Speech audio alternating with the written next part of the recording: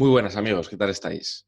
Hoy me gustaría comentar el reciente error del grupo de Unidos Podemos em, a la hora de votar e incorporar al plan de recuperación la mochila austriaca, ¿no? Este es uno de los errores en las recientes errores en votaciones, pero no el único, ¿no? Lo que ya asistimos a un espectáculo bastante poco edificante de repetición de votación para terminar por no derogar la reforma laboral, como se ha venido amagando durante años y desde luego durante los últimos meses con que se derogaba, no se derogaba y finalmente no se termina derogando.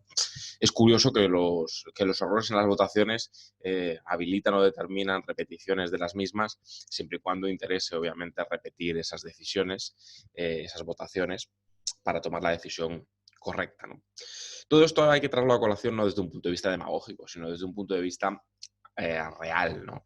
Yo creo que el gran problema del populismo es que cuando desmantela las organizaciones políticas de izquierdas, cuando desmantela la organización, cuando desmantela la acción colectiva, cuando la sustituye por una suerte de interlocución directa entre el líder carismático y el pueblo y la gente, pues al final esa eliminación de esos estamentos intermedios, esos estratos intermedios, esas organizaciones colectivas, esa complejidad que va aparejada, pues determina o impulsa un reduccionismo pues muy peligroso, en el que las contradicciones en muchos casos entre lo que se dice y lo que se hace son flagrantes, ¿no?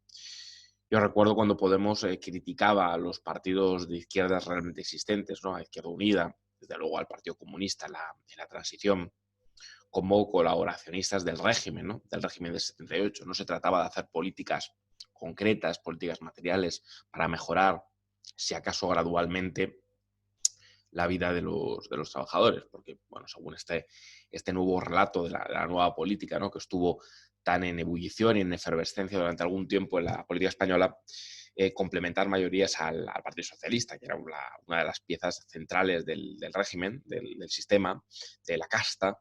Lo que había que hacer era tomar el cielo por asalto, ¿no? Y así se dijo, vamos a tomar el cielo por asalto. Y luego, la verdad, pues por mucho que desde determinados altavoces mediáticos se insista con que vienen los comunistas, con que gobiernan los comunistas, pues no se ha tomado ningún cielo por asalto, más que nada porque cuanto más grandilocuente y más inflamada es la retórica, más precaria es la acción política y más enorme la contradicción, ¿no? La contradicción entre lo que se predica y es el verbo correcto, ¿no? Porque a veces parecía que era una serie de telepredicadores que tenían la verdad absoluta y lo que realmente se hace o se termina implementando. Lo hemos visto con la mochila austriaca, ¿no? Era la mochila hasta hace poco de Calviño, una medida eminentemente neoliberal que iba a terminar subvirtiendo nuestro sistema público de pensiones y iba a terminar haciendo que el trabajador se financiara su propio despido, ¿no? Y ahora parece ser que por un error que hay que ser bastante ingenuo para pensar en eso o para creerse ese cuento, pues se incorpora a las medidas. Pero lo mismo estamos viendo con el tema, para mí, lacerante, flagrante de los riders, de los repartidores, en definitiva, que no son los únicos falsos autónomos que hay en nuestro mercado laboral, no lo olvidemos, en nuestro mercado laboral hay fraude por todos lados, es decir, hay fraude en el sentido de contratos mercantiles que encubren con relaciones laborales, pero es que hay fraude en contratos por obra y servicio, contratos suscritos en fraude de ley, hay fraude en becas y en muchas otras cosas, ¿no? Tipo de contratos temporales sin causa, etcétera. Pero parece ser que la ley que se estaba preparando, que yo aplaudí la voluntad y la intención de decir, oye, es que esto es una cuestión que ya urge desde hace mucho tiempo, es decir, no se puede dejar que el paisaje habitual de nuestro mercado de trabajo sea, por un lado, el fraude a la seguridad social, porque se está llevando a cabo un fraude clamoroso de muchas horas ordinarias y extraordinarias que no se están pagando, no se están cotizando. Claro, luego las pensiones no son sostenibles por otras cuestiones demográficas, etcétera. Pero claro, cuando no van a ser sostenibles en ningún caso es cuando se admiten y se validan fraudes como los que suponen los falsos autónomos para, ya digo, desde el punto de vista del Estado, de la seguridad social. y, por supuesto, de la precariedad de los trabajadores. Es imposible fomentar ningún ahorro ni contar ese cuento de que se fomenta el ahorro privado cuando se generalizan unos emolumentos de miseria. Me parece ser que el gobierno lo que prepara realmente, o eso ha trascendido a los medios, es una FP de formación para los repartidores. Claro, uno ve el reciente vídeo, y muy recomendable vídeo de Comisiones Obreras, sobre el estado de una trabajadora, que parece sí que es trabajadora de Domino's Pizza y un rider de Globo y de Deliveroo. Bueno, es decir, no hace falta ningún curso, ni ningún diploma, ni ninguna habilitación. Lo que hace falta es dotar de medios y de recursos a la Inspección de Trabajo para que utilice sus potestades coercitivas y de sanción. Y por otro lado, crear un marco legislativo muy claramente que no hace falta que tome ningún cielo por asalto, sino basta con que garantice el cumplimiento de las leyes y el respeto a las condiciones materiales de los trabajadores. Y algo tan esencial y tan básico que en el ámbito de la ajenidad de la dependencia es el ámbito de la relación laboral.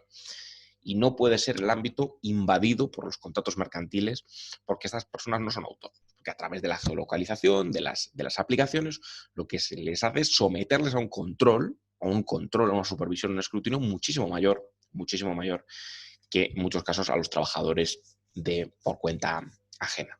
Lo que sí que se hace es, por supuesto, disgregar a los trabajadores esa fuerza sindical, esa posibilidad de negociación colectiva que desaparece en este nuevo modelo de la llamada uberización. Y todo eso hay que responderlo con medidas concretas y menos retórica y menos cuento, porque al final el cielo por asalto se termina no tomando y lo que se termina es dejando el suelo del día a día de los trabajadores sin barrer y, desde luego, tremendamente precarizado. Está habiendo fraudes actualmente todavía en muchas empresas que se han acogido a ERTES y que, sin embargo, están forzando a los trabajadores a coger vacaciones, cosa que no se puede hacer, una imposición unilateral. Tiene que haber un acuerdo, o si no, tiene que solventarse en la jurisdicción social. Está habiendo empresas que con ERTES, bien de suspensión de contrato, bien de reducción de jornada, están impulsando a los propios trabajadores a realizar horas, a jornada completa, incluso, o incluso horas extraordinarias. Es decir, estos supuestos puede que no sean generalizados, pero están ocurriendo y esto no se puede dejar ni impune ni mirar hacia otro lado. Con lo cual, lo que habría que hacer es abandonar de una vez por todas cualquier tentación populista. No se trata de una interlocución mágica, telúrica entre el líder carismático, menos líderes carismáticos, menos personalismo, menos interlocución directa con el pueblo, menos conceptos grandilocuentes, menos retórica escacharrada que no sirve para nada más que para enardecer a las masas, y más organización, más respeto a las organizaciones sindicales, a los partidos políticos de izquierdas. Esto puede sonar muy clásico, muy antiguo, pero hay que recuperar cierta organización colectiva, acción colectiva transformadora. Es decir, la política no es una cuestión de líderes carismáticos, no es una cuestión de potestades de señores o señoras que se levantan por la mañana y que sienten una pulsión omnisciente reparadora. Y menos paja, y menos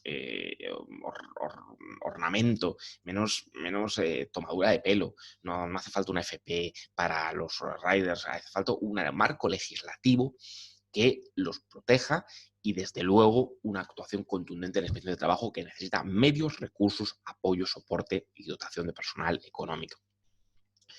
Y, desde luego, si queremos tomarnos en serio el tema de las pensiones, pues por favor, empezar a relacionarlo de verdad con el mercado de trabajo que tenemos, con el mercado de trabajo en el que hay que trabajar mucho en el sentido de enfrentar un fraude que no se genera a raíz del COVID, no se genera a raíz de los ERTES, no se genera el estado de alarma, sino que era preexistente, que ya estaba allí. Yo tengo juicios en las próximas semanas, en los próximos meses, de personas que estaban trabajando con contratos temporales en diferentes sectores, contratos temporales concatenados, justapuestos, 2, 3, 4 años, en fraude de ley genuino y absoluto. No porque las empresas fueran mal, no porque las empresas estuvieran al borde de la quiebra, no porque fueran sectores muy rebuscados o muy específicos. No. En muchos sectores muy dispares existían esas situaciones de fraude que no eran producto de una situación complicada de la empresa, sino que eran producto de la voluntad deliberada del empresario, que no se trata de estigmatizar ni de demonizar a nadie, se trata de reconocer lo que tenemos. Y en España tenemos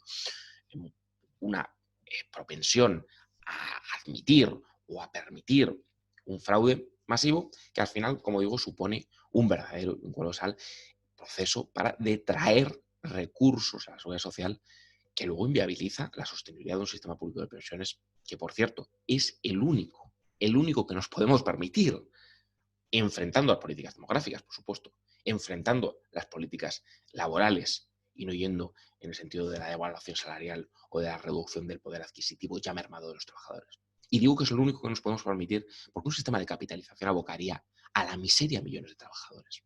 Porque la capacidad de ahorro que existe en España en muchísimos trabajadores es una capacidad de ahorro paupérrima, absolutamente paupérrima. Y con sueldos de miseria, esa capacidad de ahorro es absolutamente menor, cuando no nula o inexistente.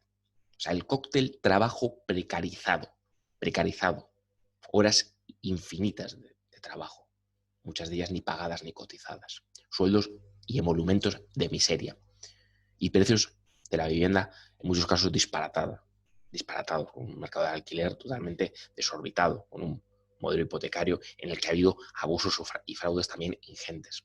Pues eso es un cóctel que determina que ese modelo de capitalización de las pensiones abocaría a que muchas personas no obtendrían más que una paga ínfima, que es lo que podrían haber ahorrado, o ni siquiera. Y por un periodo de tiempo, por supuesto, menor, que les obligaría a estar trabajando hasta edades muy, muy ulteriores a las que determinan hoy el límite, el inicio de la jubilación. Por tanto, no tanta retórica, no tanta propaganda, no tanta dialéctica vacía, medidas concretas, no tomar el pelo a la gente, no tomar el pelo a los trabajadores, no decir que nos confundimos y no nos confundimos para terminar validando aquello que anteayer era horrible y hoy se convierte en necesario porque estamos en un contexto limitado y constreñido, y recuperar la acción colectiva, la organización colectiva, y hacer cosas simples que se pueden hacer. Hacer cosas simples que se pueden hacer. Derogar elementos enormemente nocivos de la reforma laboral del 12 y del 10. Recuperar la negociación colectiva. Trabajar contra el fraude laboral de forma activa. Revisar el despido objetivo, que es un gran cajón desastre para despedir de forma procedente con 20 días por año trabajado y no con 33. Revisar por qué a partir del año 2012 estamos en 33 días por año trabajado en la indemnización por despido improcedente y no 45. Revisar cosas concretas, medidas prácticas, materiales, efectivas. Revisar la cantidad de contratos temporales que se suscriben en fraude de ley. Trabajar contra los falsos autónomos para proteger a los trabajadores y para no meter en el mismo cajón desastre a los empresarios que hacen las cosas bien, de forma legal, y aquellos que abusan de forma infinita y sin límites.